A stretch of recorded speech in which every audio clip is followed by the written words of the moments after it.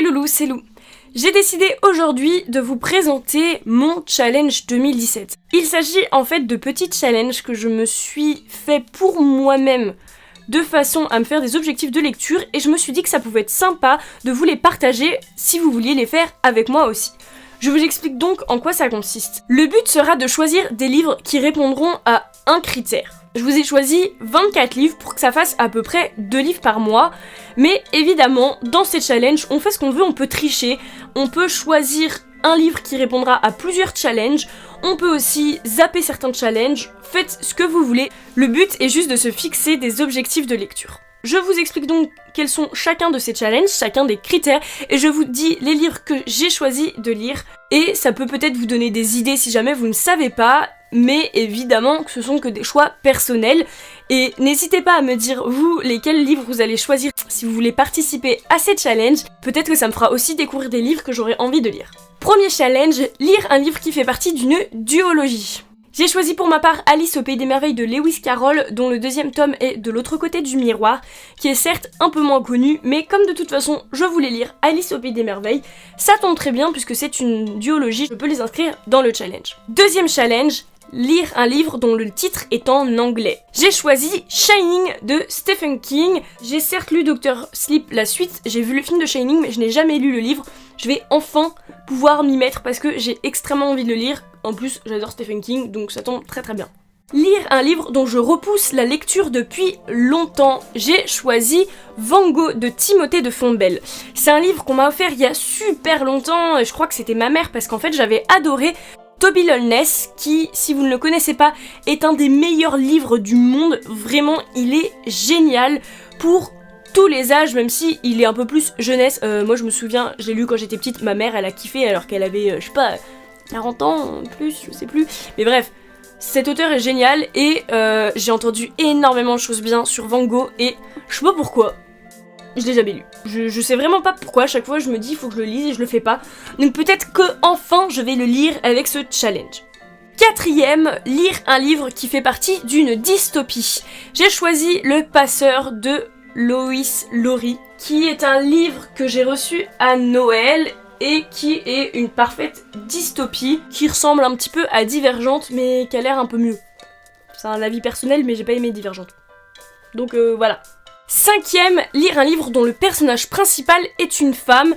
Alors là, j'ai un peu triché parmi tous les livres que j'aurais pu choisir. J'en ai choisi un que j'ai déjà lu, bon, en 2017, mais que je viens de finir. Il s'agit de La chimiste de Stephanie Meyer, sur lequel j'ai d'ailleurs fait un update lecture que vous pouvez aller voir, je vous mets le lien en barre d'infos, en fin de vidéo, tout ça, vous connaissez. N'hésitez pas à aller voir si ce livre vous intrigue. 6. Lire un livre young adulte. J'ai choisi Le Théorème des Catherine de John Green, que j'ai aussi lu en 2017 et qui fait partie du même update lecture que La Chimiste. Donc là aussi je triche un peu, mais en fait pas vraiment. Puis bon, on fait ce qu'on veut dans ces challenges, donc voilà.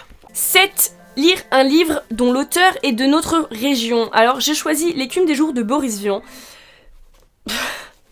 Sachant qu'au départ je m'étais dit que j'allais choisir quelqu'un de Paris, mais j'ai voulu vérifier parce que pour moi Boris Vian était un Parisien, mais il se trouve en fait que, encore mieux, il est né à Ville-d'Avray dans les Hauts-de-Seine et je suis aussi des Hauts-de-Seine, donc c'est encore mieux puisqu'il fait vraiment partie exactement de ma région, même de mon département. Donc ça tombe très très bien, et Boris Vian c'est quelqu'un que j'admire et j'avais depuis longtemps envie de lire ses livres, donc ça tombe très très bien. 8. Lire un livre qui est le premier que l'auteur a écrit. J'ai choisi à nouveau Le Théorème des Catherine, que j'ai donc déjà lu, qui est le premier livre de John Green. 9. Un livre qui parle d'une aventure dans un pays étranger. Je n'ai pas encore choisi de livre, je n'ai pas trouvé. N'hésitez pas à me dire si vous en connaissez, j'en ai déjà lu quelques-uns, mais j'aimerais en lire des nouveaux sur ce thème. Je vais aller chercher, mais si vous avez des idées, n'hésitez pas, ça peut m'aider. 10. Lire un livre policier. J'ai choisi pour ma part Le Mystère de la Chambre jaune de Gaston Leroux, que j'avais lu il y a très longtemps et que j'avais très envie de relire.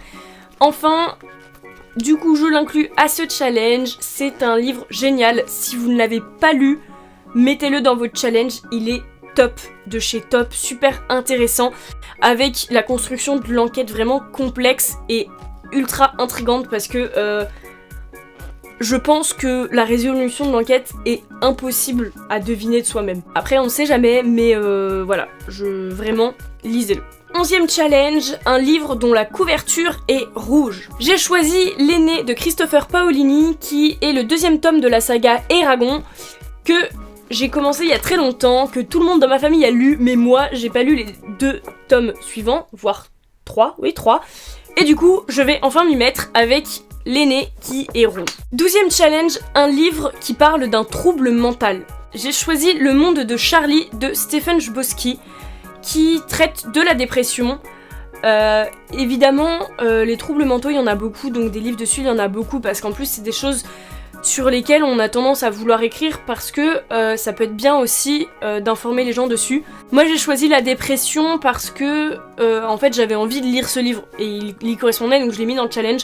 Mais évidemment, si vous suivez un petit peu mes vidéos, vous avez compris que j'aime beaucoup tout ce qui parle de psychologie, donc ça sera pas le seul sur un trouble mental que je vais lire. 13, un classique de la littérature anglaise. J'ai choisi Le crime de l'Orient Express de Agatha Christie, qui est un livre que j'ai envie de lire depuis longtemps. J'ai envie de lire Agatha Christie depuis longtemps, mais j'ai jamais fait. Donc c'est parti quoi.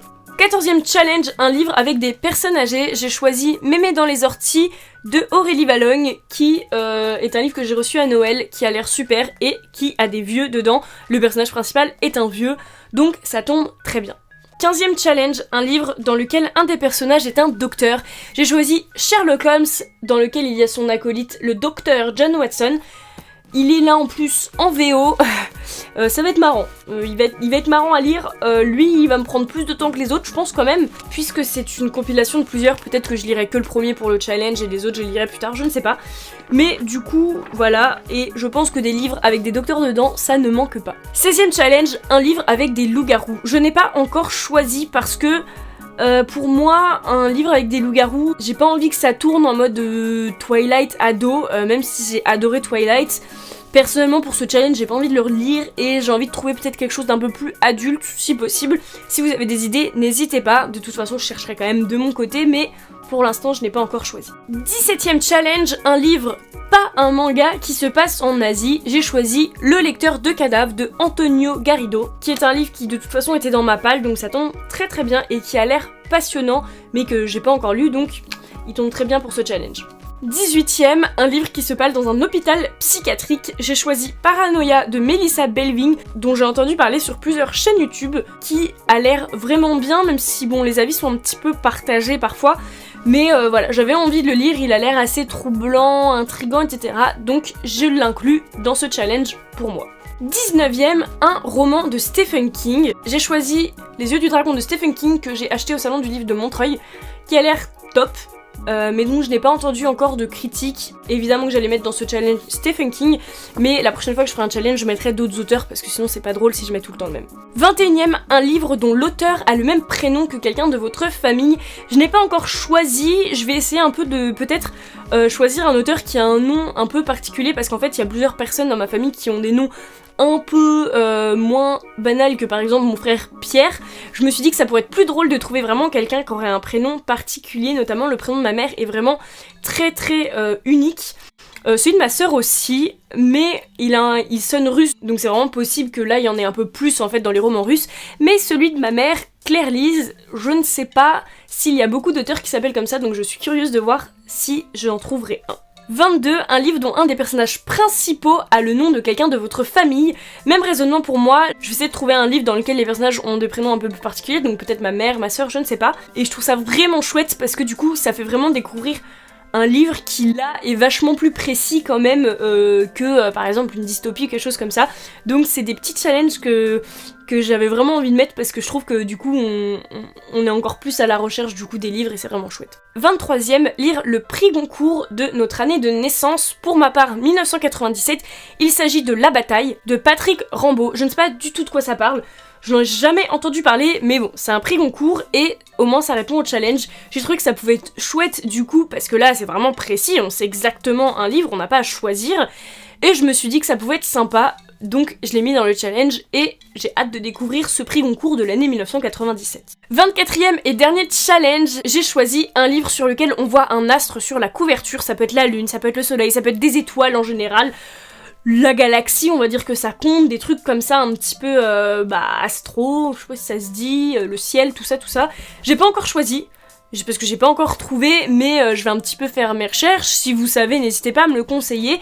Et dites-moi aussi ce que vous avez trouvé, ça peut être super chouette. Ah, je dis tout le temps la même chose. Voilà, c'est donc tout pour ce challenge. Il y a 24 livres. Dites-moi lesquels vous allez choisir, conseillez-moi. Dites-moi si les livres que j'ai choisis, si vous les avez lus, ont l'air bien.